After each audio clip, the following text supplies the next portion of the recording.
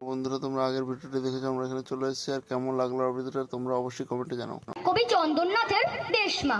কোথাও মাথা তুলে বিশাল পর্বত, কোথাও মরুভূমি, কোথাও বন, কোথাও কলো কলো ঝর্ণা বয়ে চলে সাগর নদীর গায়ে সারাক্ষণ। কোথাও ধান ফলে, কোথাও গম ফলে, ফসলে ভরে ওঠে ক্ষেত খামার। কোথাও কারখানা ধোয়ার ছবি আঁকে, এসব নিয়ে এদেশ আমার। আমার দেশে এক রঙিন ফুল যেন, কত না রংটা সবখানে। বরফে ঢাকা ভূমি, রুক্ষ প্রান্তর, বয়াল জঙ্গল, কোনটা নেই? রয়েছে সব। আর রয়েছে দেশ জুড়ে কত না রকমের মানুষজন।